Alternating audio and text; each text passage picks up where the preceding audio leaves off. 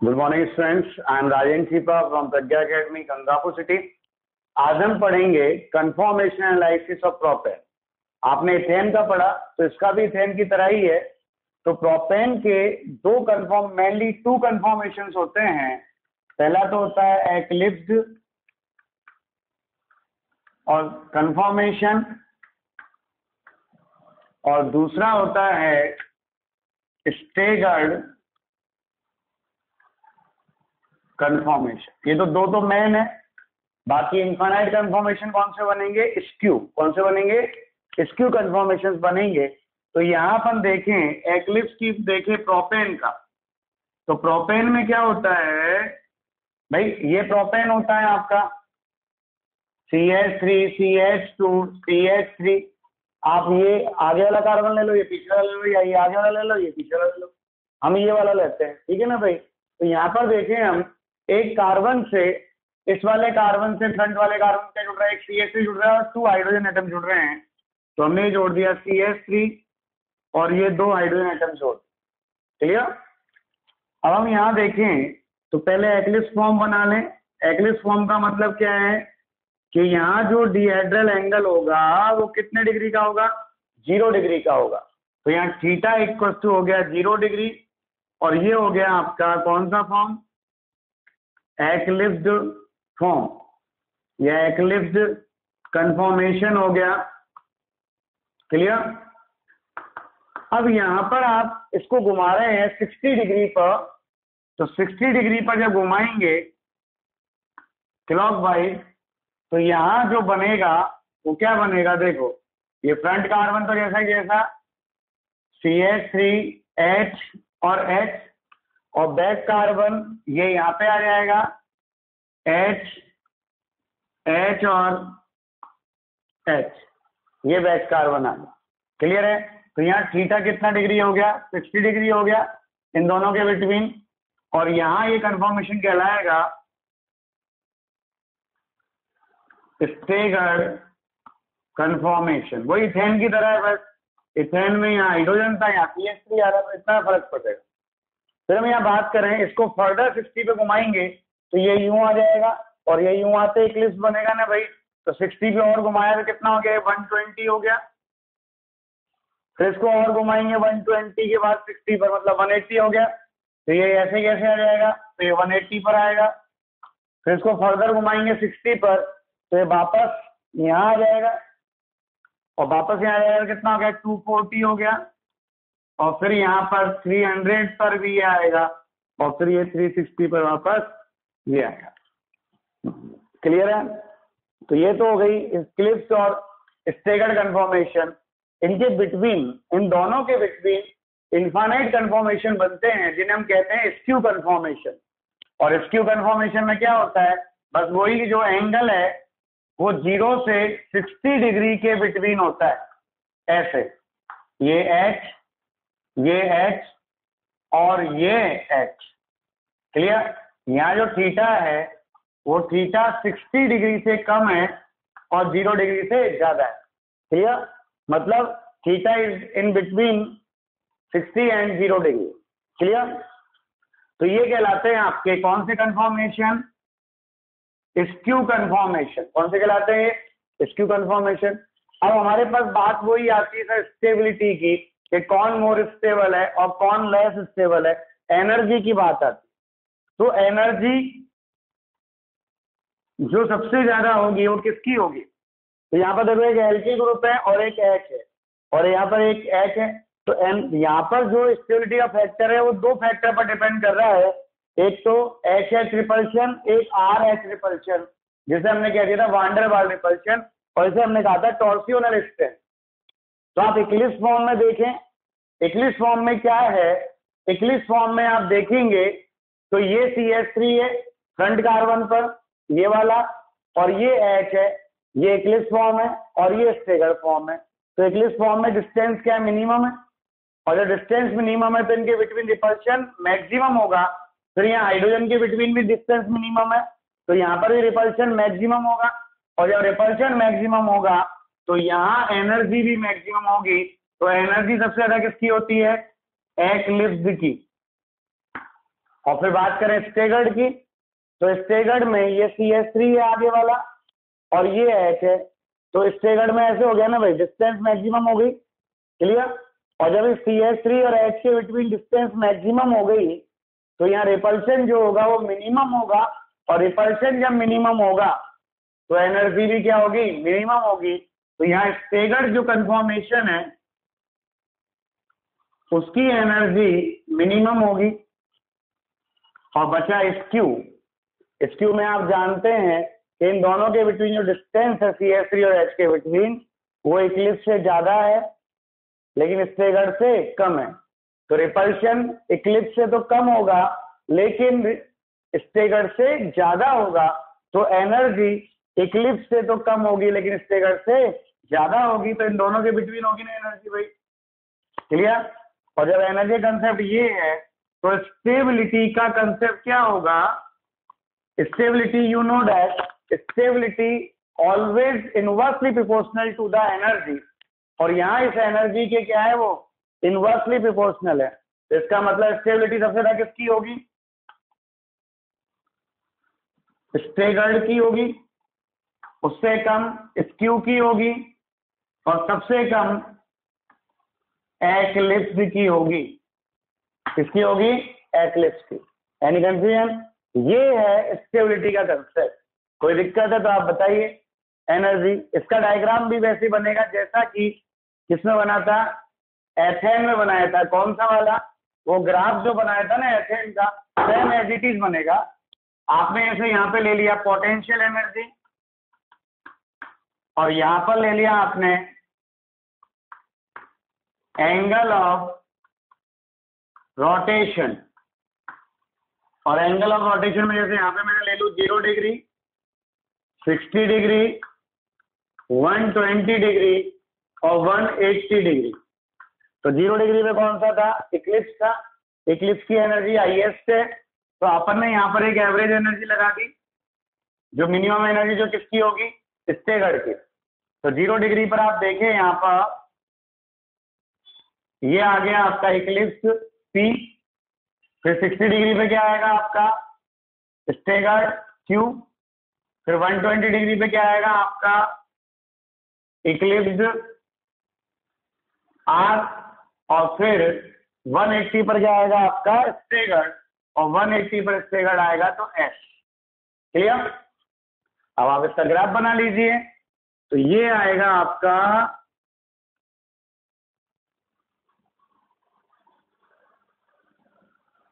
Clear, ये R, ये P और ये Q। तो P और R तो किसको रिप्रेजेंट कर रहे हैं, आपके एक्लिप्स को। किसको रिप्रेजेंट कर रहे हैं, आपके एक्लिप्स को। और जो ये P और Q और जो S है, सॉरी Q और S है, ये किसको रिप्रेजेंट कर रहे हैं,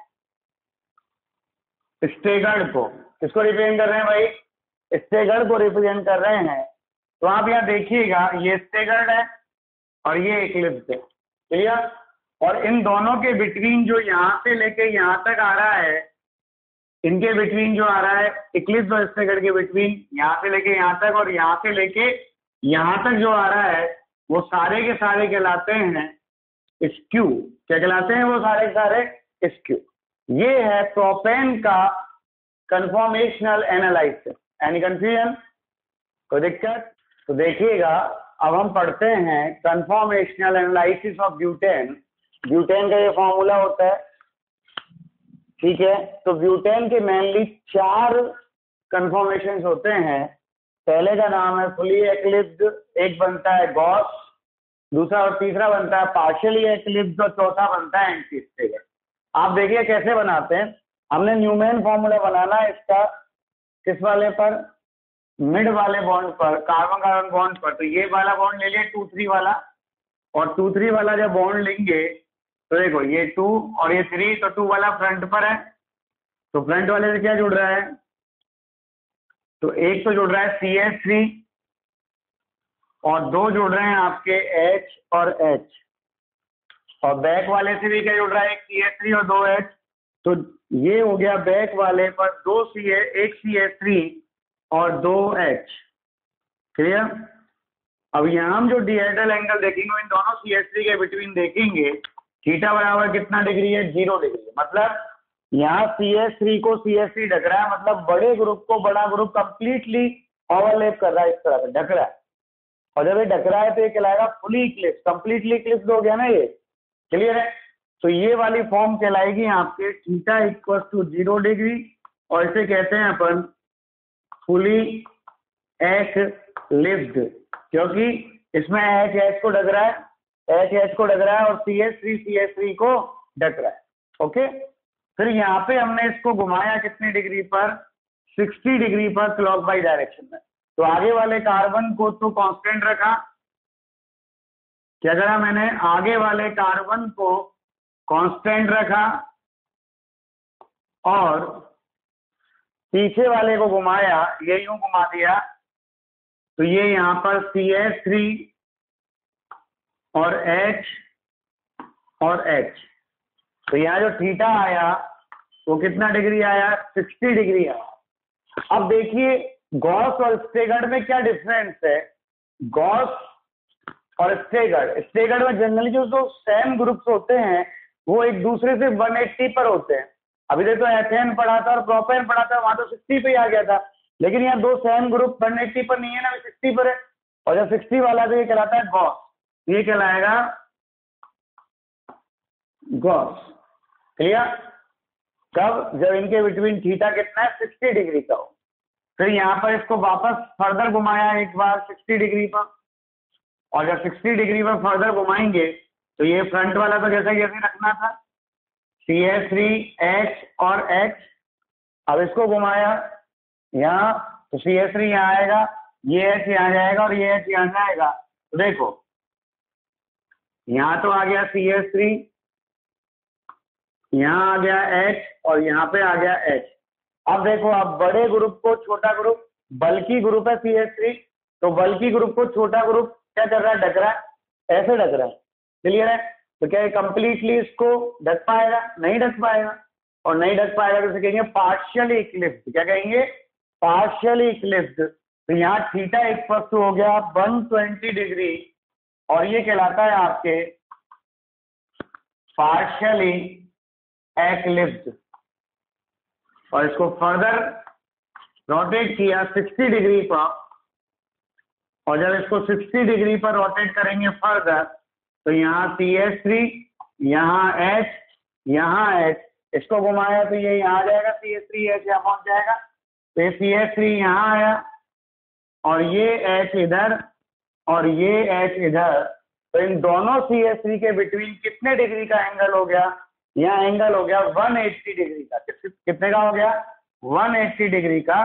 और ये दोनों CH3 जो है वो एक दूसरे से मैक्सिमम डिस्टेंस पर हो गए, तो इसे कहते हैं स्टेगर्ड। स्टेगर्ड में भी दोनों एक दूसरे के एंटी है, इसलिए इसे बोलेंगे एंटी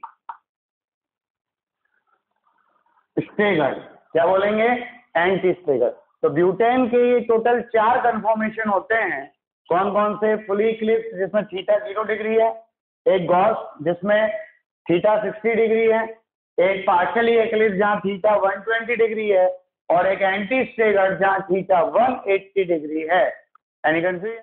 अब देखें, इसको और घुमाए 180 के बाद 240 पर लाएंगे, तो आप देखो इसको यहाँ लाएंगे तो ऐसे आएगा, CH3 यहाँ ऐसे पहुंच जाएगा ना भाई, ये इधर हो जाएगा बस। तो 180 के बाद 240 पर कौन सा आएगा? पार्शियली एक्लिप्स आएगा, बस ये CH3 यहाँ आ जाएगा, जो ऐसा यहाँ दिख रहा है वो इधर दिखेगा। क्लियर है? फिर 240 के बाद फर्दर घुमाएंगे तो जो CH3 यहाँ पे था वो यहाँ आ जाएगा, यहाँ पे ऐसा दिखेगा जो इधर वाला है। तो 240 के बाद 300 पर कौन सा आएगा? गॉस, और 300 के बाद 360 पर फर्दर कौन सा आएगा? Fully eclipse. कोई कंफ्यूजन है तो आप बताइए। क्लियर? अब हम बात करें इनकी एनर्जी की, कि किसकी एनर्जी ज्यादा है और किसकी एनर्जी कम है। ये चार्ट तो बनाने आगे ना आपको, कौन स्टेबल है और कौन लेस स्टेबल है वो देखेंगे अपन। ठीक है ना भाई? तो वो देखिएगा एक बार, कैसे आएगा वो देखिएगा। क्लियर? तो वो देखें अपन यहाँ पर एनर्जी। तो इसकी एनर्जी की बात करें अपन, तो बेटा जी हो यहाँ दो फैक्टर लगेंगे, एक तो ये बल्कि ग्रुप है एल्किल, CH3 मेथिल ग्रुप है, तो एक तो लगेगा RR रिपल्शन और एक लगेगा HH रिपल्शन। क्या लगेगा? एक तो RR रिपल्शन, एक लगेगा HH रिपल्शन, मतलब वांडर वाल रिपल्शन लगेगा एक, और एक लगेगा टॉर्सियोनल स्ट्रेन। क्या लगेगा? एक टॉर्सियोनल स्ट्रेन लगेगा। तो यहाँ देखिए CH3 जो है वो दोनों एक दूसरे के नियरेस्ट पर है, यहाँ और यहाँ CH3 एक दूसरे से दूर हो गए। यहाँ CH3 दूर तो हो गए, लेकिन CH3 और H पास पास है ना भाई, और यहाँ CH3 और H मैक्सिमम डिस्टेंस पर है।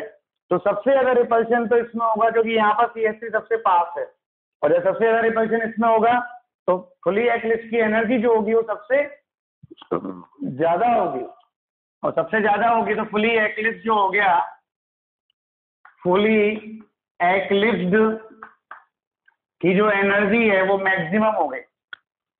अब बात करें यहाँ CH3 के बिटवीन डिस्टेंस बढ़ गई और HH के बिटवीन भी डिस्टेंस बढ़ गई, और यहाँ देखें यहाँ CH3 और H पास पास है, तो यहाँ रिपल्शन तो होगा लेकिन इससे थोड़ा सा कम होगा। क्यों? क्योंकि यहाँ दोनों बल्कि ग्रुप है CH3 और यहाँ नियरेस्ट कौन है? CH3 और H। तो रिपल्शन तो हो रहा है लेकिन इससे थोड़ा सा कम होगा, लेस होगा। तो एनर्जी जो होगी पार्शियली एक्लिप्स की वो फुली एक्लिप्स से थोड़ी सी कम होगी, और थोड़ी सी कम होगी तो यहाँ पे क्या आएगा? ये आएगा पार्शियली एक्लिप्स। और फिर अपन यहाँ बात करें किसकी? गॉस और एंटी स्टेगर। तो गॉस में CH3 दोनों ऐसे हैं और एंटी स्टेगर में CH3 दोनों ऐसे हैं, तो कहाँ डिस्टेंस ज्यादा है? एंटी स्टेगर में ज्यादा है, यहाँ कम है, तो यहाँ रिपल्शन ज्यादा होगा और यहाँ रिपल्शन कम होगा। क्लियर है? और जब यहाँ रिपल्शन ज्यादा है तो इसकी एनर्जी ज्यादा है ना भाई, और इसकी एनर्जी क्या है? कम है। तो एंटी स्टेगर में तो रिपल्शन मिनिमम है, because both alkyl groups, both methyl groups are present at maximum distance। Clear? और जब वो मैक्सिमम डिस्टेंस पर प्रेजेंट है, कहां पर प्रेजेंट है? मैक्सिमम डिस्टेंस पर प्रेजेंट है, तो यहाँ रिपल्शन जो होगा वो मिनिमम होगा। क्या होगा? रिपल्शन मिनिमम होगा, और जब रिपल्शन मिनिमम होगा तो एनर्जी भी मिनिमम होगी। और यहाँ थोड़ी सी डिस्टेंस उसके कंपेरिजन में एंटी स्टेगर के कंपेरिजन में ज्यादा कम है, और एंटी स्टेगर से कम है डिस्टेंस, तो रिपल्शन एंटी स्टेगर से ज्यादा होगा, तो एनर्जी भी एंटी स्टेगर से ज्यादा होगी।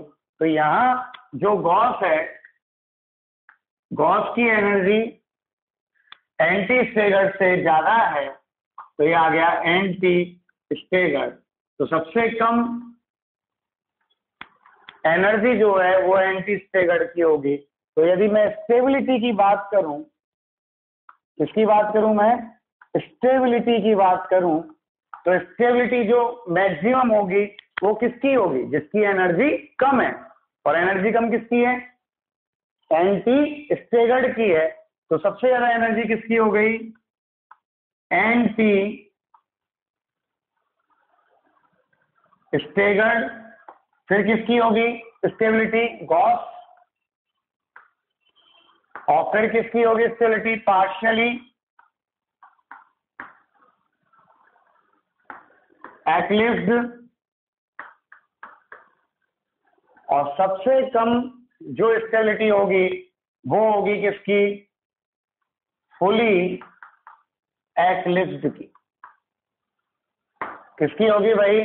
फुली एक्लिप्स्ड की। कोई कंफ्यूजन है तो आप बताइए। ये है आपके stagger, anti stagger, gauche and fully eclipsed और पार्शियली एक्लिप्स्ड। किसके लिए? ब्यूटेन के लिए। कोई प्रॉब्लम है तो आप बताइएगा। अब हम देखते हैं ब्यूटेन का ग्राफिकल रिप्रेजेंटेशन एनर्जी के लिए और एंगल ऑफ रोटेशन में।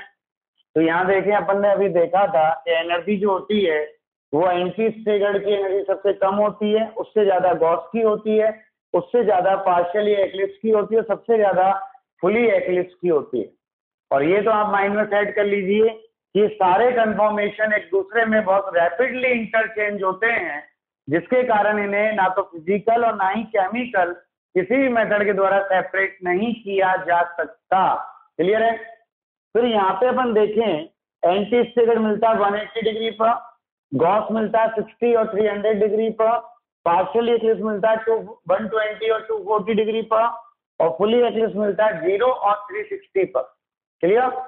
तो यहाँ पे अपन देखें ये 0 डिग्री ले लिया, तो 0 डिग्री पे कौन सा बनेगा? फुली एक्लिप्स, जिसकी एनर्जी सबसे हाई है। फिर 60 डिग्री पर कौन बनेगा? गॉस, जिसकी एनर्जी स्टेगर्ड से थोड़ी सी ज्यादा है। क्लियर है? फिर 120 डिग्री पे बनेगा कौन? आपका पार्शियली इक्लिप्स, जिसकी एनर्जी पार्शियल फुली इक्लिप्स से थोड़ी सी कम है। क्लियर? और फिर 180 पर बनेगा आपके क्या? एंटी स्टेगर्ड, जिसकी एनर्जी मिनिमम है, तो ये एवरेज एनर्जी पे आ गया एंटी स्टेगर्ड। फिर 240 पर पहुंचे अपन तो पार्शियल इक्लिप्स आ गया। क्लियर? और फिर 300 पर पहुंचे अपन तो 300 पर कौन आ गया? आपके गॉस। और फिर 360 पर पहुंचे अपन तो वापस से कौन आ गया? Fully eclipse. कौन आ गया? फुली एक्लिप्स आ गया। कोई कंफ्यूजन? तो ये है ग्राफिकल रिप्रेजेंटेशन ऑफ ब्यूटेन। कोई कंफ्यूजन है तो आप बताइए। क्लियर? अब हम बात करें उन मॉलिक्यूल्स के कंफर्मेशन एनालिसिस की जिनमें H बॉन्डिंग फॉर्म होती है। तो H बॉन्डिंग फॉर्म होने के लिए आपने ये ग्रुप ले लिया, एक OH है यहाँ पर और एक यहाँ G लग सकता है। G बराबर ये ग्रुप्स हो सकते हैं। कौन कौन? OH हो सकता है, F हो सकता है, CHO, NH2, COOH, NO2 और NHR, NR2 और C ट्रिपल बॉन्ड N हो सकता है। आप जानते हैं H बॉन्ड वहीं बनेगा जहां पर hydrogen more electronegative atom O, N और F से जुड़ा हो और साथ ही उसी मॉलिक्यूल में नियरेस्ट पोजीशन पर मोर इलेक्ट्रोनेगेटिव एटम प्रेजेंट हो, ONF प्रेजेंट हो, तो वहां पर H बॉन्ड बनता है, नहीं तो नहीं बनता। तो यहाँ पर देखें, ये एग्जांपल ले लिया एथिलीन ग्लाइकोल, इसके 4 फॉर्म बनी, वही फुली एक्लिप्स, वो दोनों OH को आपस में ढक लिया, HH को ढक लिया। यहाँ 360 डिग्री वाली बनी गॉस। तो यहाँ पे आएंगे वही पार्शियली एक्लिप्स और वही एंटी स्टेगर्ड। लेकिन यहाँ थोड़ा सा एनर्जी चेंज होगी, क्योंकि यहाँ तो देखो HH रिपल्शन है जो मैक्सिमम है, यहाँ HH रिपल्शन तो है लेकिन OH रिपल्शन भी है। लेकिन यहाँ पर देखो डिस्टेंस बढ़ गई और OH जो है वो पास पास है, तो यहाँ पर ये बनाएंगे H बॉन्ड। कौन सा H बॉन्ड बनाएंगे? Intra molecular H bond. और आप जानते हैं कि जहां पर भी इंट्रामोलिकुलर H बॉन्ड बनता है, क्या कहा मैंने? जहां पर भी इंट्रामोलिकुलर H बॉन्ड बनता है एक साइक्लिक स्ट्रक्चर बनती है, इसे हम कहते हैं कीलेट रिंग। क्या कहते हैं इसे? हम कीलेट रिंग कहते हैं। तो ये कीलेट रिंग बन गई तो मोर स्टेबल हो गया। तो आप हमेशा ध्यान दीजिएगा, जिन स्ट्रक्चर्स में H बॉन्ड बनता है, एंटी स्टेगर्ड में H बॉन्ड नहीं बनता तो डिस्टेंस मैक्सिमम है, यहाँ H बॉन्ड नहीं बनता कि यहाँ रिपल्शन है, और यहाँ पर भी H बॉन्ड नहीं बनेगा कि यहाँ पर भी रिपल्शन। क्लियर है? तो जिन भी स्ट्रक्चर्स में H बॉन्ड बनता है वहां गॉस जो कंफर्मेशन होता है वो एंटी स्टेगर्ड के कंपैरिजन में मोर स्टेबल होता है। क्लियर है? मतलब गॉस जो कंफर्मेशन है उसकी एनर्जी एंटी स्टेगर्ड के कंपैरिजन में कम होगी। क्लियर है? इतना ध्यान रखें बस H बॉन्ड वाले केस में। अब चाहे कोई सा भी आ जाए तो इनमें गॉस जो कंफर्मेशन है वो सबसे ज्यादा स्टेबल होता है। तो अगर अपन बात करें एनर्जी की, तो एनर्जी सबसे ज्यादा किसकी होगी? सबसे ज्यादा तो होगी फुली एक्लिप्स की, मैं शॉर्ट में नाम लिख देता हूं इनके। उससे कम होगी वही पार्शियली एक्लिप्स की। अब जनरली जिनमें H बॉन्ड नहीं बनता था वहां गॉस की एनर्जी एंटी स्टेगर्ड से ज्यादा होती थी, लेकिन यहाँ H बॉन्ड बन रहा है तो गॉस की एनर्जी एंटी स्टेगर्ड से कम होगी। तो यहाँ पर आएगा एंटी स्टेगर्ड और सबसे कम आएगा गॉस। क्लियर? और गॉस आएगा तो जो स्टेबिलिटी होगी वो सबसे ज्यादा होगी गॉस की। किसकी होगी भाई? गॉस की। और गॉस से कम स्टेबिलिटी किसकी होगी? एंटी स्टेगर्ड की। और उससे कम पार्शियली इक्लिप्स की, और पार्शियल इक्लिप्स से कम फुली इक्लिप्स की। कोई कंफ्यूजन है तो आप बताइए। क्लियर? ये है स्टेबिलिटी का कंसेप्ट। कोई दिक्कत है तो आप बोलिए। क्लियर? तो आपको क्या माइंड में सेट रखना है जिन मॉलिक्यूल्स में H बॉन्ड के फॉर्मेशन की पॉसिबिलिटीज है उन मॉलिक्यूल्स में गॉस कन्फॉर्मेशन मोर स्टेबल होगा देन एंटी स्टेगर्ड कन्फॉर्मेशन। क्या बोला मैंने? जिन मॉलिक्यूल्स में H बॉन्ड बन सकता है उनमें गॉस कन्फॉर्मेशन मोर स्टेबल होगा देन एंटी स्टेगर्ड कन्फॉर्मेशन। कोई के कंफ्यूज है देन टेल मी। क्लियर? अब देखें हम यहाँ पर इनका स्टेबल कन्फॉर्मेशन पूछेगा, वो कहेगा राइट या draw the stable structure of stable conformation of these compounds. तो आप पहले देख लीजिए, अगर वहां H बॉन्ड बनता है तो गॉस होगा और H बॉन्ड नहीं बनता है तो एंटी स्टेगर्ड स्टेबल होगा। क्लियर है? क्या बोला मैंने? एक लाइन बोल दी फिक्स कि यदि if H bond form then gauche conformation is more stable, और if H bond not formed then anti-staggered conformation is more stable। Clear है? तो यहाँ पे अपन देखें H bond बन सकता है और H bond बन सकता है तो कौन सा कन्फॉर्मेशन मोर स्टेबल होगा? गॉस। तो गॉस बनाइए, देखो OH और फिर इस पर 2 H है, फिर ये CHO यहाँ पे लाना है ना अपन को, क्योंकि H bond बनाना है। ये CHO बाकी के इस कार्बन पर क्या है आपके 2 H है, तो ये बन गया H bond। Intramolecular H bond. आप सिंपल H बॉन्ड भी ले सकते हैं। तो मोस्ट स्टेबल कौन होगा इसका? गॉस।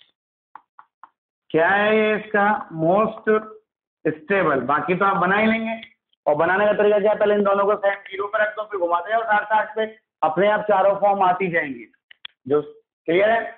फिर यहाँ पे इसका देखें, इसमें भी H बॉन्ड बन सकता है, और H बॉन्ड बन सकता है कौन सी फॉर्म होगी? गॉस। और गॉस होगी तो यहाँ पर देखिएगा H OH है, एक तो एक H है और एक CH3 है। क्लियर? दूसरा आपने ले लिया क्या? दूसरे पर भी OH है और फिर एक H है और एक CH3 है। क्लियर है? यही गॉस है ना भाई। पहले क्या बनाएंगे आप? फुली एक्लिस, CH3 को CH3 ढकेगा, OH को OH ढकेगा और H को H ढकेगा। फिर इसको घुमाएंगे तो ये यहाँ आ जाएंगे ना भाई, फिर घुमाएंगे तो पार्शियल एक्लिस आ जाएगा, फिर घुमाएंगे तो एंटी स्टेगर्ड आ जाएगा। क्लियर है? फिर देखिएगा आप यहाँ पर क्या बन रहा है, ये H बॉन्ड बन रहा है, और जब ये H बॉन्ड बन रहा है तो ये कहलाएगा आपके क्या? Most stable. कौन सी फॉर्म में ये? गॉस। ये क्या हो गई आपके? मोस्ट स्टेबल हो गए। क्या हो गए आपके? मोस्ट स्टेबल हो गई। फिर आपने यहाँ पर ये ले लिया, इसमें भी देखें H बॉन्ड बन सकता है, और जिसमें H बॉन्ड बन सकता है उन सब में गॉस मोर स्टेबल होगी देन एंटी स्टेगर्ड। तो यहाँ पे आप देखिए ये NH2 है, बाकी एक H है, एक CH3 है, तो एक CH3 ले लिया, एक H ले लिया, इस पर OH है। क्लियर? और एक H है और एक CH3। क्लियर है? इस CH3 को हमें यहाँ नहीं लिखना, क्योंकि हमें सबसे पहले एक्लिप्स बनाना फुली, और उसके बाद 60 पे घुमाना, अपने आप गॉस आता जाएगा। तो आप यहाँ देखिएगा ये क्या बना रहा है? H बॉन्ड बना रहा है, और H बॉन्ड बनाएगा तो मोर स्टेबल होगा। कौन सी फॉर्म मोर स्टेबल होगी? गॉस। क्या है आपकी? More stable. क्लियर है? या इसको कहते हैं अपन क्या है इसका? तो ये मोस्ट स्टेबल है, ये कहलाएगा मोस्ट स्टेबल। कोई कंफ्यूजन? तो आप क्या सीखे? आपको एक ही चीज माइंड में ध्यान रखनी है कि जिन स्ट्रक्चर्स में H बॉन्ड का फॉर्मेशन हो सकता है उन मॉलिक्यूल्स में गॉस कन्फॉर्मेशन मोर स्टेबल होगा than anti staggered. Any confusion? कोई दिक्कत है तो आप बताइए। क्लियर है? तो देखिए अब तक आपने पढ़ा conformation analysis of ethane, propane, butane and some molecules having H bond, containing H bond. अब हम यहाँ पे बात करें conformation analysis of cyclic compounds. तो साइक्लिक कंपाउंड्स में जो कन्फॉर्मेशन एनालिसिस है, तो हम जनरली ये 4 कंपाउंड की बात कर रहे हैं, एक साइक्लोप्रोपेन, एक साइक्लोब्यूटेन, एक साइक्लोपेंटेन और एक साइक्लोहेक्सेन। ये साइक्लोप्रोपेन की स्ट्रक्चर, इसका नाम है बैंड स्ट्रक्चर, ये साइक्लोब्यूटेन की स्ट्रक्चर है, इसका नाम है पकड़ स्ट्रक्चर। ये साइक्लोपेंटेन की है, जिसका नाम है एनवलप स्ट्रक्चर। और ये साइक्लोहेक्सेन की, जिसका नाम है चेयर कन्फॉर्मेशन या चेयर स्ट्रक्चर। क्लियर। और जब भी हम रिंग की बात करेंगे तो रिंग वाले कंपाउंड्स में, मतलब साइक्लिक कंपाउंड्स में, जो कन्फॉर्मेशन की स्टेबिलिटी है वो जनरली डिपेंड करती है किस पर, रिंग स्ट्रेन पर। तो यहाँ हम बात करें रिंग स्ट्रेन या एंगल स्ट्रेन। एंगल स्ट्रेन क्या होता है? Theoretical angle minus actual angle by 2। भाई जैसे अपन जानते हैं कि सर यहाँ पर ये कार्बन sp3 हाइब्रिड है, और जब ये कार्बन sp3 हाइब्रिड है तो यहाँ एक्चुअल जो नॉर्मल बॉन्ड एंगल होना चाहिए था वो 109 डिग्री 28 मिनट होना चाहिए था, मतलब ऐसा होना चाहिए था थोड़ा सा, बट इसको बिल्कुल यूं झुका दिया, अपन ने डुबा दिया। तो नॉर्मल नहीं है ना भाई, नॉर्मल तो यूं होना चाहिए था 109 डिग्री, पर इसको अपन ने यूं झुका दिया तो स्ट्रेन आ रहा है ना भाई।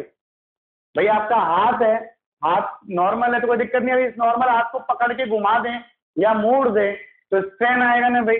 तो यहाँ पर जो 109 डिग्री होना चाहिए था उसको दबा दिया, और दबा दिया तो वहां पे क्या उत्पन्न हुआ? एक एंगल में स्ट्रेन जनरेट हो गया, उसे हम कहते हैं एंगल स्ट्रेन या रिंग स्ट्रेन।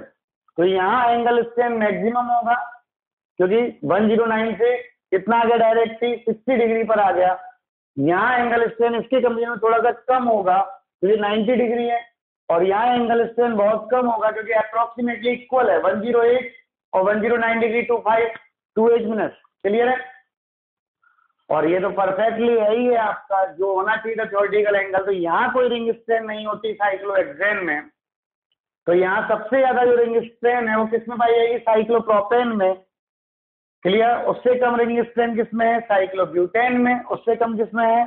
साइक्लोपेंटेन में। और सबसे कम रिंग स्ट्रेन किसमें है? साइक्लोहेक्सेन में।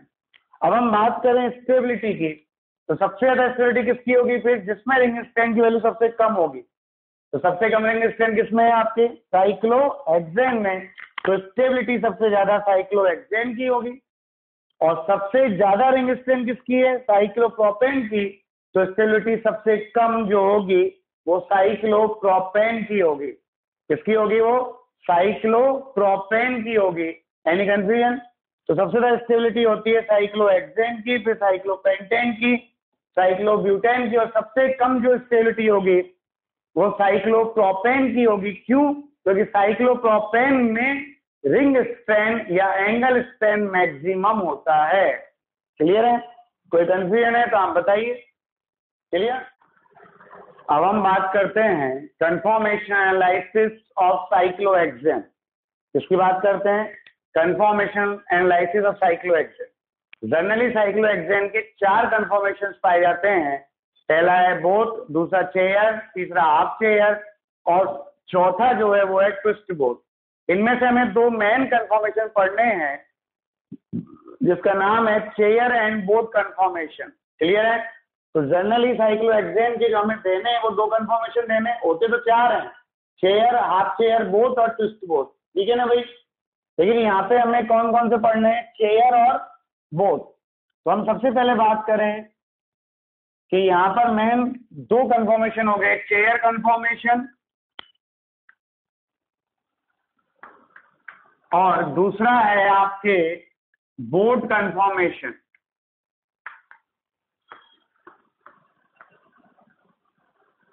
कौन सा है दूसरा? Boat conformation. तो एक तो है चेयर कन्फॉर्मेशन, दूसरा है बोट कन्फॉर्मेशन। तो हम पहले इनकी स्ट्रक्चर पढ़ेंगे और फिर इनकी स्टेबिलिटी पढ़ेंगे। तो हम सबसे पहले ले रहे हैं यहाँ चेयर कन्फॉर्मेशन। इस चेयर कन्फॉर्मेशन की मैं 2 फॉर्म बनाऊंगा, एक न्यूमैन और एक सोहास। तो सोहास फॉर्म तो ये वाली है, ये चेयर जैसा दिखता है। क्लियर।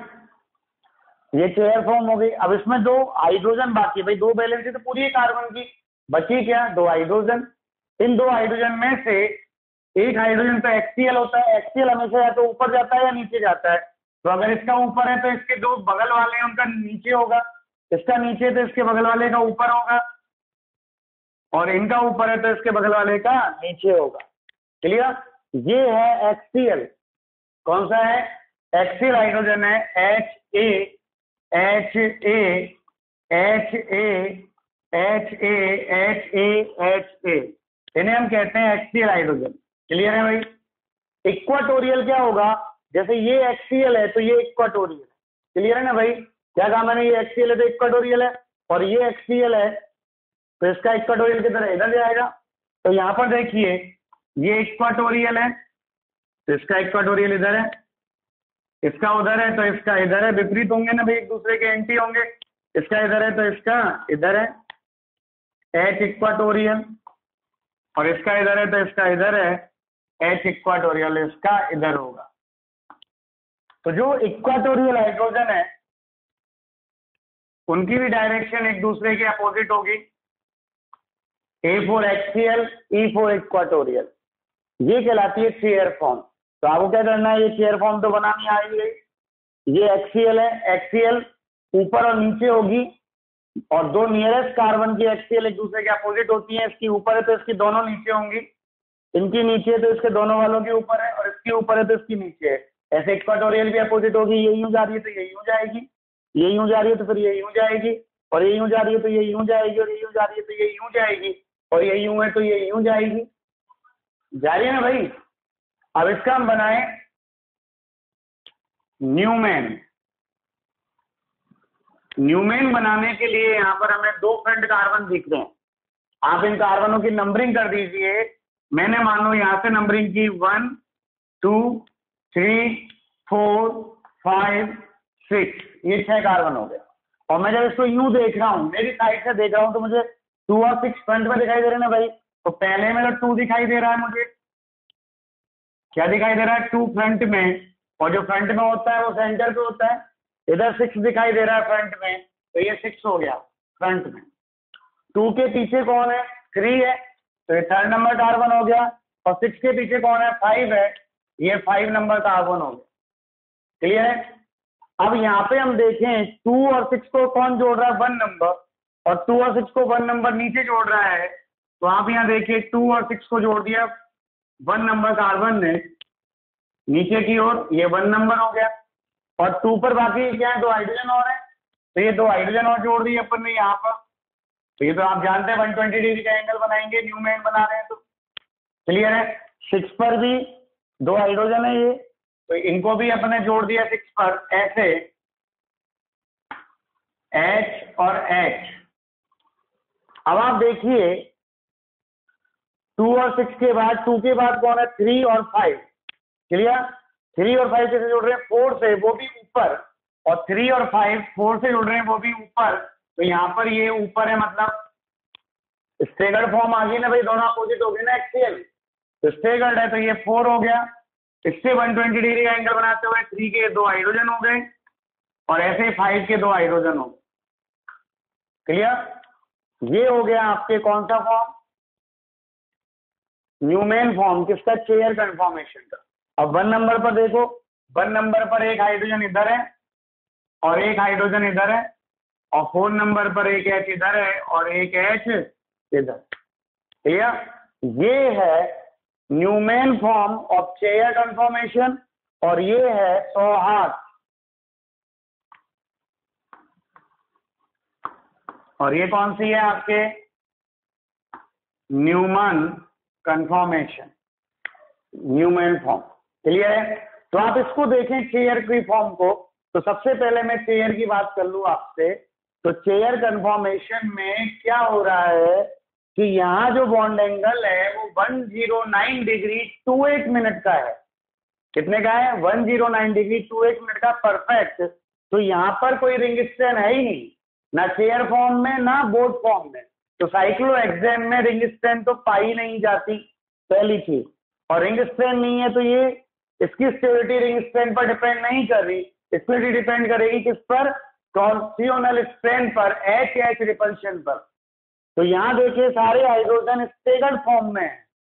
इसमें सारे हाइड्रोजन स्टेगर्ड फॉर्म में है, जहां पर रिपल्शन मिनिमम होगा तो इसकी एनर्जी जो है वो मिनिमम होगी और स्टेबिलिटी जो है वो मैक्सिमम। क्लियर है? तो ये तो हो गया न्यूमैन। न्यूमैन इसका चेयर का। आपको क्यों दिखाया न्यूमैन? ताकि आपको पता पड़े कि इसमें सारे हाइड्रोजन जो है वो स्टेगर्ड फॉर्म में है, और स्टेगर्ड का मतलब है कि वहां रिपल्शन मिनिमम है तो इसकी एनर्जी मैक्सिमम है, सॉरी यहाँ रिपल्शन मिनिमम है तो एनर्जी भी मिनिमम है और स्टेबिलिटी मैक्सिमम है। Any confusion? अब हम बात करें बोथ कन्फॉर्मेशन ऑफ साइक्लोहेक्सेन। तो ये बोथ कन्फॉर्मेशन है साइक्लोहेक्सेन की, ये HH हो गया, ये H और H है, ये H, यहाँ सारे एक्सियल एक ही डायरेक्शन में होंगे और सारे इक्वाटोरियल एक ही डायरेक्शन में होंगे, ऐसे। क्लियर? ये बोथ कन्फॉर्मेशन हो गया। तो यहाँ पर ये 1 2 3 4 5 और 6, इन्हें कहते हैं हम फ्लैट पोल हाइड्रोजन। क्या कहते हैं इनको? हम फ्लैट पोल हाइड्रोजन कहते हैं। जहाँ डिस्टेंस मिनिमम होने के कारण यहाँ एक रिपल्शन होता है, उस रिपल्शन को कहते हैं अपन फ्लैग पोल रिपल्शन। क्या कहेंगे इसको? फ्लैग पोल रिपल्शन कहेंगे। कोई कंफ्यूजन? तो इसे कहते हैं फ्लैग पोल रिपल्शन। Any confusion? और इस फ्लैग पोल रिपल्शन के कारण ही बोथ कन्फॉर्मेशन जो होता है वो चेयर कन्फॉर्मेशन के कंपैरिजन में लेस स्टेबल होता है। क्लियर है? इसका यदि मैं न्यूमेन बनाऊं तो न्यूमेन कैसे बनेगा वो देखिएगा। ये तो हो गया 2 नंबर कार्बन और ये हो गया 6 नंबर कार्बन। 2 के पीछे कितना नंबर है? 3 नंबर, और 6 के पीछे कितना नंबर है? 5 नंबर। 2 पर देखिए 2 और 6 जोड़ रहे हैं एक दूसरे से ऊपर 1 नंबर कार्बन से, तो यहाँ पे 1 हो गया, बाकी ये हाइड्रोजन हो गए, ये H और ये H, ये H और ये H। क्लियर? और यहाँ पे अपन देखें 3 और 5 कैसे जोड़ रहे हैं? ऊपर की ओर जोड़ रहे हैं 4 नंबर कार्बन से, और जब 3 और 5 ऊपर की ओर जुड़ेंगे 4 नंबर कार्बन से, तो इसका मतलब ये एक्लिप्स फॉर्म में है ना भाई, बाकी के तो हाइड्रोजन नहीं है यहाँ पर। ये H और H, ये H और ये H, तो ये देखो 1 नंबर कार्बन के दोनों हाइड्रोजन आ गए और ये 4 नंबर कार्बन के भी दोनों हाइड्रोजन आ गए।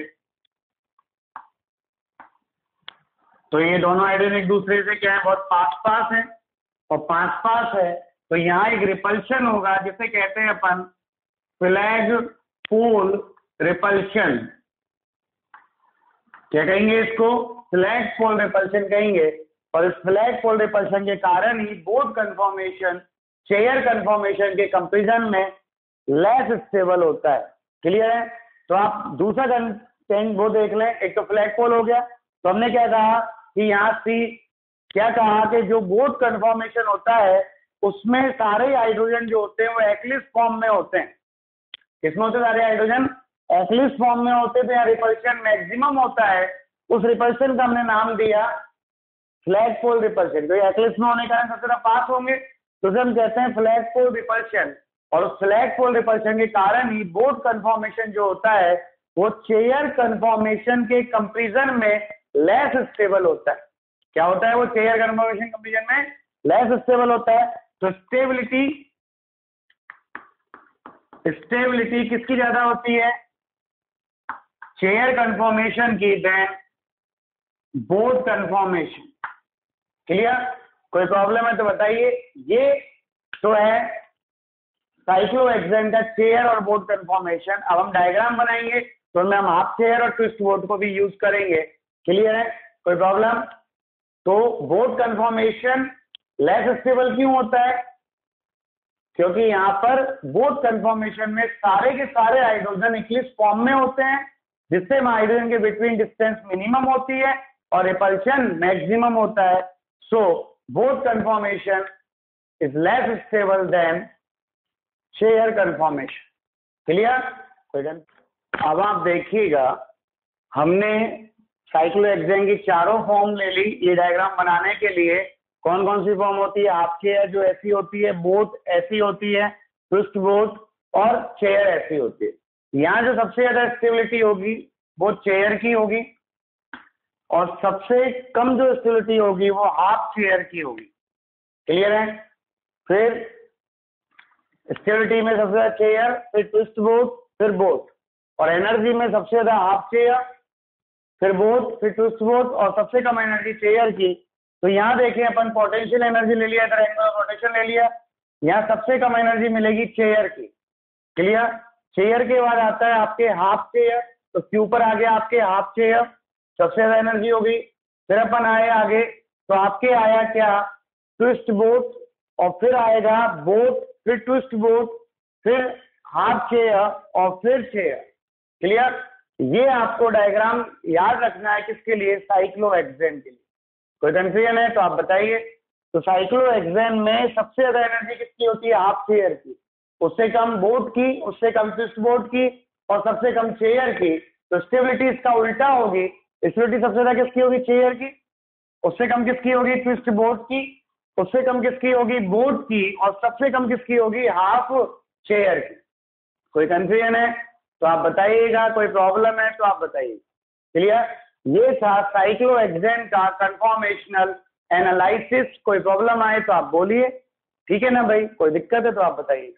ओके, हम देखते हैं साइक्लोहेक्सेन में चेयर जो फॉर्म है, उस फॉर्म में एक्सियल और इक्वाटोरियल हाइड्रोजन एटम्स। तो यहाँ देखिए, यहाँ पर ये दो बैलेंस ही तो पूरी है कार्बन की, दो बाकी जो हाइड्रोजन से होंगी। तो यदि हम देखें यहाँ पर इक्वाटोरियल हाइड्रोजन और एक्सियल हाइड्रोजन, तो एक्सियल हाइड्रोजन तो ये रहा, कहाँ जाएगा एक्सियल, या तो ऊपर जाएगा या बिल्कुल नीचे। ये एक्सियल ऊपर है। क्लियर? तो इसके पास वाले जो दोनों एक्सियल होंगे, नियरेस्ट एक्सियल, वो इसके अपोजिट डायरेक्शन में होंगे। ये भी एक्सियल है, और इसके जो एक्सियल है पास वाले, वो अपोजिट में होंगे। तो हमेशा ध्यान रखना, दो नियरेस्ट एक्सियल एक दूसरे के अपोजिट में होते हैं। तो ये ए फोर एक्सियल, और इसका एक्सियल ऊपर है, तो ये नीचे होगा HA। क्या होगा ये, HA। तो ये तो है एक्सियल हाइड्रोजन। क्लियर? अब यहाँ बात करें इक्वाटोरियल। अब जैसे देखो ये एक्सियल है भाई, ये एक्सियल है तो ये इक्वाटोरियल है। क्लियर है? ये इसकी एक्सियल है तो ये इक्वाटोरियल यूं जाएगी।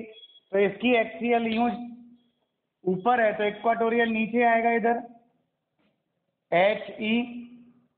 ऐसे इसका इक्वाटोरियल इधर है HE, इसका इक्वाटोरियल इधर है HE, और इसका इक्वाटोरियल इधर होगा HE। दो नियरेस्ट इक्वाटोरियल एक दूसरे के अपोजिट होंगे। क्या होंगे, एक दूसरे के अपोजिट होंगे। ये इधर होगा HE, E फॉर इक्वाटोरियल, ये इधर होगा HE। क्लियर? तो ये तो है एक्सियल हाइड्रोजन और ये है इक्वाटोरियल हाइड्रोजन। अब मैं इन दोनों हाइड्रोजन को एक साथ रिप्रेजेंट करूं इस स्ट्रक्चर में, तो ये दोनों एक साथ कैसे रिप्रेजेंट होंगे, ये ऐसे होंगे। देखो HA, HE, HA, HE, ये एक्सियल इसका नीचे तो इसका ऊपर आएगा, और इक्वाटोरियल इधर आएगा। इसका एक्सियल नीचे आएगा और इक्वाटोरियल ऊपर आएगा। इसका एक्सियल ऊपर है तो इक्वाटोरियल साइड में आएगा, और ये एक्सियल नीचे है तो इक्वाटोरियल ऊपर आएगा। तो आप हमेशा ध्यान रखना, एक्सियल तो ऐसे जाएगा या तो अप या डाउन। अगर ये ऐसे है तो इक्वाटोरियल ऐसे होगा, और यदि ये ऐसे है तो इक्वाटोरियल ऐसे होगा। क्लियर ना भाई? तो इक्वाटोरियल चाहिए जैसे जाता है, इधर उधर जाता है, और एक्सियल जो है वो ऊपर और नीचे जाता है। क्लियर है? तो ये हैं आपके साइक्लोहेक्सेन के एक्सियल हाइड्रोजन। ये तो कौन से हैं आपके, एक्सियल हाइड्रोजन, और ये हैं आपके इक्वाटोरियल हाइड्रोजन। क्लियर? कोई प्रॉब्लम? और ये दोनों को रिप्रेजेंट कर दिया एक्सल और इक्वाटोरियल पर। अब हम देखते हैं साइक्लोहेक्सेन में सिस ट्रांस आइसोमेरिज्म कैसे देखते हैं, वो देखिएगा। क्लियर? अब यहाँ पर देखिएगा, ये एक्सियल हाइड्रोजन है, ये इक्वाटोरियल है, ये एक्सियल है, ये इक्वाटोरियल है, ये एक्सियल है, ये इक्वाटोरियल, ये एक्सियल है और ये इक्वाटोरियल है, ये एक्सियल, ये इक्वाटोरियल, एक्सियल और ये इक्वाटोरियल। अब हम बात करें सिस ट्रांस की, तो जैसे मैंने इसको 1 दे दिया, 1 2 3 4 5 और 6 सेम है। अभी तो मैं नंबरिंग कहीं से भी कर सकता हूँ। तो यहाँ पे अगर अपन देखें पोजीशन के, पोजीशन पे सिस कौन सा आ रहा है और ट्रांस कौन सी पोजीशन आ रही है। तो यहाँ पे अपन को 1 2 देखनी है, एक 1 3 देखनी है और एक 1 4 देखनी है। क्लियर है? तो अपन बात करें 1 2 की। किसकी बात करें, 1 2, तो ये 1 है और ये 2 है। अगर मान लो इन दोनों को मानते तो ये 1 है ये 2 है, किसी को भी ले लो, दो जो नियरेस्ट हैं वो 1 2 कहलाएंगे, नियरेस्ट। ये 1 2 है, ये 1 2 है, ये 1 2 है, ये 1 2 है, ये 1 2 है और ये 1 2 है। लेकिन अभी तो अपने यहाँ नंबरिंग दे रखी है, तो ये 1 है और ये 2 है। क्लियर? तो इस 1 में देखो एक्सियल ऊपर है और यहाँ एक्सियल नीचे है, दोनों एक्सियल एक दूसरे के अपोजिट आ रही हैं, अपोजिट आ रही हैं, तो क्या कहलाएगा, वो ट्रांस कहलाएगा। एक्सियल एक्सियल ट्रांस है।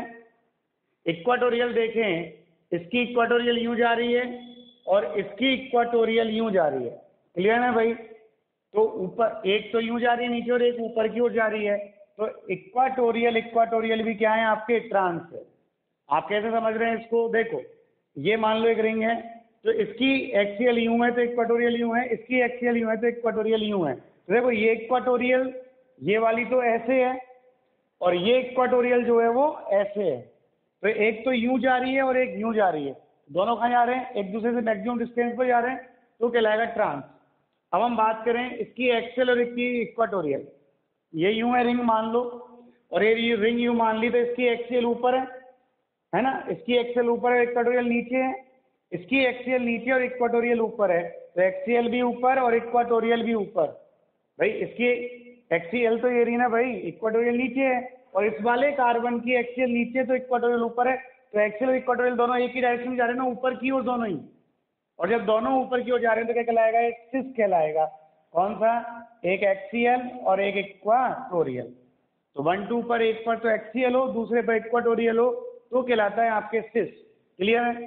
अब हम बात करें 1 3 की, क्या करें हम, बात 1 3 की बात करें, तो 1 3 पर अपन देखें यहाँ पर क्या होगा, तो 1 3 पर देखें, ये 1 पकड़ा आपने और ये 3 पकड़ा है ना, बाकी ये भी 1 है और ये 3 हो जाएगा, 1 2 3 कोई सा भी ले लो, 1 3 का मतलब है एक छोड़ के। तो जब अपन ये दोनों ले लें, मान लो एक ये ले लिया और एक ये ले लिया, तो इस पर देखो एक्सियल एक्सियल एक और जा रही है, इक्वाटोरियल इक्वाटोरियल एक और जा रही है, तो एक्सियल एक्सियल और इक्वाटोरियल इक्वाटोरियल तो सिस है, और यहाँ एक्सियल और इक्वाटोरियल जो है वो ट्रांस है। देखो इसकी एक्सियल नीचे, इक्वाटोरियल उधर जा रही है, ये यूं जा रही है और ये यूं जा रही है, तो ये क्या है आपके एक्सियल इक्वाटोरियल ट्रांस है। किस पर, 1 3 पर। और हम बात करें 1 4 पर, ये 1 ये 4, आप देखो एक्सियल कहाँ ऊपर, यहाँ एक्सियल कहाँ नीचे, दोनों एक्सियल कहाँ जा रही हैं, ट्रांस में जा रही है ना भाई, अपोजिट डायरेक्शन में। तो ये हो गया एक्सियल एक्सियल, और ऐसे इक्वाटोरियल एक यूं जा रही है और एक यूं जा रही है, दोनों ऐसे जा रही है यूं, और जब दोनों अपोजिट जा रही हैं तो इक्वाटोरियल इक्वाटोरियल क्या हो गया आपके, ट्रांस हो गया। फिर यहाँ देखें सिस क्या होगा, एक्सियल नीचे है और इसकी इक्वाटोरियल भी नीचे है, तो ये दोनों सिस कहलाएंगे। क्लियर? तो ये है 1 2 1 3 1 4। तो 1 2 में यदि एक ग्रुप एक्सियल पर है और दूसरा ग्रुप इक्वाटोरियल पर है तो सिस है, और यदि 1 2 पर दोनों ही ग्रुप एक्सियल पर हैं या दोनों ग्रुप इक्वाटोरियल पर है तो ट्रांस है। 1 3 पर देखें, तो 1 3 पर यदि दोनों ग्रुप एक्सियल पर हैं या दोनों ग्रुप इक्वाटोरियल पर है तो सिस है, और एक ग्रुप एक्सियल पर है एक ग्रुप इक्वाटोरियल पर है तो ट्रांस है। 1 4 पर देखें, एक ग्रुप एक्सियल पर है और एक ग्रुप इक्वाटोरियल पर है तो सिस है, और एक दोनों ग्रुप एक्सियल या दोनों ग्रुप इक्वाटोरियल पर है तो ट्रांस है। यानी कंफ्यूजन, ये हो गया सिस ट्रांस। जैसे आपने यहाँ ले लिया, मान लो ये मॉलिक्यूल दे दिया आपको, और ये यहाँ पे CH3 दे दिया और एक यहाँ CH3 दे दिया, तो कौन सी पोजीशन हो गई, ये 1 हो गया और ये 2 हो गया। 1 पर एक्सियल है, 2 पर इक्वाटोरियल है, तो एक्सियल इक्वाटोरियल कौन सा होगा, सिस। क्या होगा भाई, सिस। आपने ऐसे ये ले लिया, मान लो यहाँ पर ये ले लिया Me और Me, क्लियर, दोनों ले लिए आपने Me, क्लियर है। तो यहाँ पे दोनों कहाँ एक्सियल एक्सियल पर है, तो ये क्या हो जाएगा, एक्सियल एक्सियल पर है तो सिस। और आपने एक ऐसे ले लिया, इसका इक्वाटोरियल ले लिया और इसका भी इक्वाटोरियल ले लिया, और यहाँ पे CH3 है और यहाँ CH3 है, दोनों इक्वाटोरियल क्या है, एक दूसरे के अपोजिट है ना भाई। 1 4 पर ये 1 हो गया, 2 3 और ये 4, 1 4 पर इक्वाटोरियल क्या है, ट्रांस पर है, तो ये ट्रांस है। बस आपको ये देखना है कहाँ पर प्रेजेंट है और किस पोजीशन पर प्रेजेंट है, वो कहलाता है आपके सिस ट्रांस आइसोमेरिक इन साइक्लोहेक्सेन। कोई प्रॉब्लम है तो आप बताइएगा। देख सकते हैं अपन कोई भी एग्जाम्पल, जैसे अपन ने मान लो ये एग्जाम्पल लिया, ये एग्जाम्पल ले लिया और यहाँ पर ये ले लिया Cl और यहाँ पर ये ले लिया आपके Cl। तो पहले आप देखिए कौन सी पोजीशन है, इसको 1 मान लिया, 1 2 3 पर है, 1 3 पर 1 पर एक्सियल है और 3 पर इक्वाटोरियल है। तो 1 पर एक्सियल है और 3 पर इक्वाटोरियल है, तो कौन सी फॉर्म हो गई, ट्रांसफॉर्म हो गई। तो ये कहलाएगी आपके ट्रांस, क्या कहलाएगी ये, ट्रांस। कोई कंफ्यूजन है क्या भाई, नहीं है? चलिए अब देखिएगा साइक्लोहेक्सेन में यदि कोई ग्रुप प्रेजेंट हो तो ग्रुप किस पोजीशन पर मोर स्टेबल होता है या किस पोजीशन पर लेस स्टेबल होता है वो देखिएगा। तो यहाँ देखें अपन कहते हैं कि सर जो इक्वाटोरियल पोजीशन पर बल्कि ग्रुप प्रेजेंट होता है, जो बड़ा ग्रुप यदि इक्वाटोरियल पर प्रेजेंट है वो ज़्यादा स्टेबल होगा देन एक्सियल पोजीशन। क्या बोला मैंने, इफ बल्कि group is present at equatorial position is more stable then it is more stable than axial position। Clear है भाई, एक में इक्वाटोरियल पर है और एक में एक्सियल पर है, तो इक्वाटोरियल वाला ज्यादा स्टेबल होगा, मोर स्टेबल होगा। क्लियर? जैसे यहाँ देखिए, यहाँ पर ये मैथिल है एमी, ये भी मैथिल है, तो यहाँ पर जो मैथिल है वो एक्सियल पर प्रेजेंट है और यहाँ मैथिल जो है वो इक्वाटोरियल पर प्रेजेंट है, तो इक्वाटोरियल वाला होगा मोर स्टेबल। तो ये मोर स्टेबल है और ये लेस स्टेबल है। क्लियर? तो कौन ज्यादा स्टेबल हो गया, ये वाला, सॉरी कौन ज्यादा स्टेबल हो गया, ये वाला, कौन, जिसमें इक्वाटोरियल पर है। यहाँ पे देखो ईटी एक्सियल पर है और यहाँ ईटी इक्वाटोरियल पर है, तो कौन मोर स्टेबल हो गया, इक्वाटोरियल वाला। क्लियर है? यहाँ देखो, यहाँ पर मैथिल और ये एथिल है, तो यह मैथिल एक्सियल पर है, इक्वाटोरियल पर कौन है, ईटी है। यहाँ ईटी एक्सियल पर है और मैथिल इक्वाटोरियल पर है, तो बड़ा ग्रुप कौन है भाई, बड़ा ग्रुप कौन है, एथिल है बड़ा ग्रुप, और एथिल बड़ा ग्रुप है, तो फिर हमें एथिल को देखना है कहाँ पर प्रेजेंट है। तो एथिल यहाँ पर इक्वाटोरियल पर है और यहाँ एक्सियल पर है। कहाँ मोर स्टेबल होता है बल्कि ग्रुप, इक्वाटोरियल पर। कहाँ पर मोर स्टेबल होता है, इक्वाटोरियल पर, तो ये मोर स्टेबल है और वो लेस स्टेबल है। यहाँ देखें, यहाँ पर एमी एक्सियल पर और एक इक्वाटोरियल पर है, जबकि यहाँ दोनों एमी एक्सियल पर है, तो कौन स्टेबल होगा, जहाँ इक्वाटोरियल पर है वो स्टेबल होगा। फिर यहाँ देखें, यहाँ पर दोनों एमी, अपन बात करें स्टेबिलिटी की, तो स्टेबिलिटी की बात करें तो दोनों एमी एक्सियल पर हैं, यहाँ दोनों एमी इक्वाटोरियल पर है, एक एमी एक्सियल पर है और एक एमी इक्वाटोरियल पर, तो कौन मोर स्टेबल होगा, जिसमें दोनों एमी इक्वाटोरियल पर है, किस पर, बी। उसके बाद एक इक्वाटोरियल पर है, सी, और फिर सबसे लेस स्टेबल कौन होगा, जिसमें दोनों एमी एक्सियल पर है, ए। क्लियर? ये क्लियर है? क्या कहा मैंने, केवल यहाँ एक कंसेप्ट याद रखना, bulky group at equatorial position is more stable than axial position. Clear है? क्या बोला मैंने, bulky group at equatorial position is more stable than axial position। Okay, जैसे यहाँ पर देखो एक्सियल पे था, ये इक्वाटोरियल पे था, तो एक्सियल मोर स्टेबल हो गया, सॉरी ये एक्सियल पे था, ये इक्वाटोरियल पे था, तो इक्वाटोरियल मोर स्टेबल हो गया ना भाई। और फिर यहाँ पर देखें, बल्कि ग्रुप एथिल है, एथिल इक्वाटोरियल पर है, यहाँ एथिल एक्सियल पर है, तो कौन मोर स्टेबल होगा, इक्वाटोरियल। यहाँ देखो एक एक्सियल है एक इक्वाटोरियल की, यहाँ पर दोनों एक्सियल है, तो कौन मोर स्टेबल होगा, इक्वाटोरियल।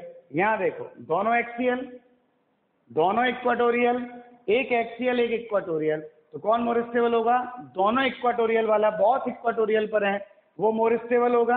फिर 1 इक्वाटोरियल वाला मोर स्टेबल होगा। सबसे कम लेस स्टेबल कौन होगा, सबसे कम स्टेबल कौन होगा, ए वाला, जिसमें दोनों ही कहाँ पर है, एक्सियल पर है। कोई प्रॉब्लम?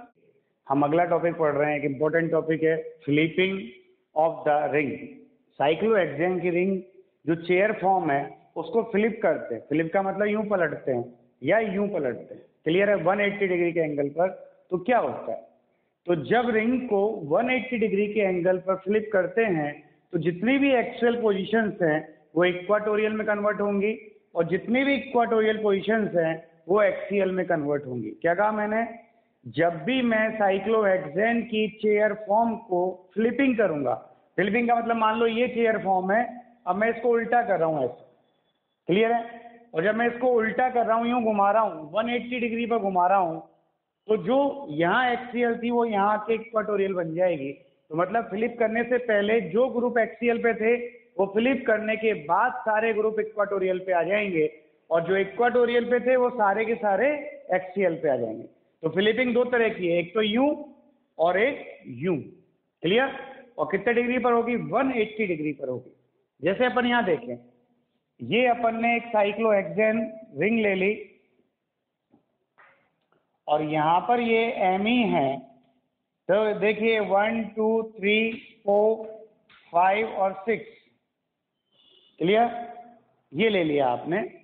अब इसको फ्लिप कर रहे हैं अपन, क्या कर रहे हैं? इसको फ्लिप कर रहे हैं। यहाँ पर ही मैंने एक एमी लगा दिया एक्सियल पर, और इसको फ्लिप कर रहे हैं 180 डिग्री पर, इधर से यूं घुमा रहे हैं, यूं पकड़ के, क्लियर है। और इसको जब मैं 180 डिग्री पर फ्लिप करूंगा क्लॉकवाइज डायरेक्शन में, यूं देखना आप, इसको यूं पकड़ के यूं ले जा रहे हैं, तो यूं पकड़ के यूं ले जाएंगे तो आप देखो, इस पर ध्यान रखो, 1 पे और 4 पे, ये 4 वाला तुक्का तो ऊपर हो जाएगा और 1 वाला तुक्का नीचे आ जाएगा, ऐसे देखना आप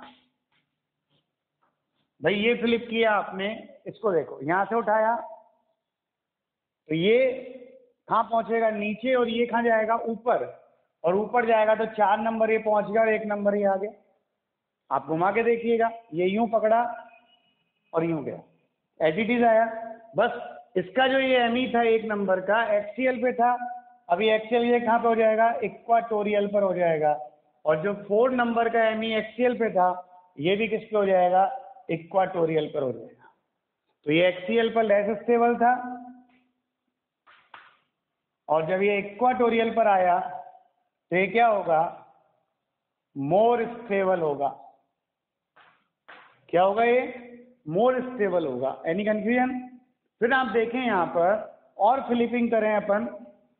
एक फ्लिपिंग तो ये हो गई, कौन सी वाली? 180 वाली, क्लियर, ऐसे वाली।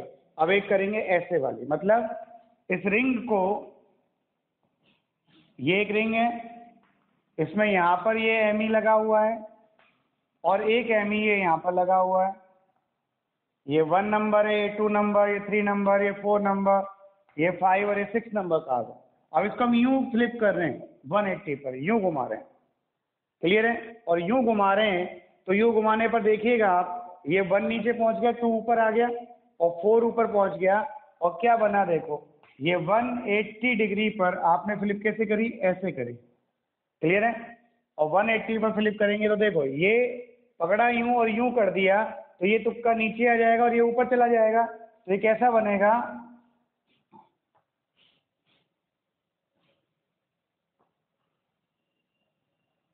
ये ऐसे हो गया ना भाई, उल्टा हो गया ना ये, क्लियर। उल्टा हो गया तो ये जो 1 नंबर कार्बन था वो तो यहाँ पहुंच गया। अब देखो 2 नंबर कार्बन कहाँ आ गया? ये ऊपर। 3 नंबर भी यहाँ आ गया, फिर 4 नंबर कार्बन यहाँ आ गया, फिर 5 नंबर कार्बन ये रहा, 6 नंबर कार्बन ये रहा। कोई प्रॉब्लम है तो देखो, अपन ने इसको यूं घुमाया, यूं पकड़ी ये रिंग और इसको यूं कर दी, तो ये मान लो ये 3 नंबर कार्बन था, ये 5 था, 3 कहाँ पहुंच गया? ऊपर, 5 कहाँ आ गया? नीचे। ये 2 था, ये 6 था, 2 कहाँ पहुंच गया? ऊपर, और 6 कहाँ आ गया? नीचे। और ये 1 तो नीचे आएगा ही आएगा। देखो ये एक्सियल है, ये इक्वाटोरियल है, इसको अपन फ्लिप कर रहे हैं तो आप देखिए, अब ये एक्सियल बन गई और ये इक्वाटोरियल बन गई, क्लियर है। तो यहाँ पर आप देखिएगा, 1 नंबर पर एक्सियल थी तो 1 नंबर पर ये क्या बन जाएगी? इक्वाटोरियल। और यहाँ 4 नंबर पर एक्सियल थी तो 4 नंबर पर क्या आएगी? ये इक्वाटोरियल। तो कुछ नहीं करना, ये 2 तरह की फ्लिपिंग है, एक में तो रिंग को वो ऐसे घुमाएगा और एक में उस रिंग को ऐसे घुमाएगा। और कोई भी घुमाए, यहाँ पर हमेशा घुमाने पर क्या होगा? एक्सियल जो है वो तो कन्वर्ट होंगी इक्वाटोरियल में, और जो इक्वाटोरियल है वो कन्वर्ट होंगी एक्सियल में। ये थी फ्लिपिंग। कब? जब फ्लिपिंग करते हैं 180 डिग्री पर, क्लियर। चाहे आप ऐसे करिए और चाहे आप इसको ऐसे करिए भाई, या तो आप इसको यूं पकड़ के ले जाओ या इसको यूं घुमाओ, क्लियर। यूं घुमा दो, यूं घुमा दो, यूं ले जाओ या यूं ले जाओ, एक ही स्लीपिंग है। तो ये है स्लीपिंग ऑफ साइक्लोहेक्सेन, और ये चैप्टर कंप्लीट होता है आपके स्टीरियोकेमिस्ट्री। अब आप क्वेश्चन सॉल्व करिएगा पूरी सीट के और पूरी बुक के। कोई प्रॉब्लम आए तो आप मुझे बताइएगा। Thank you.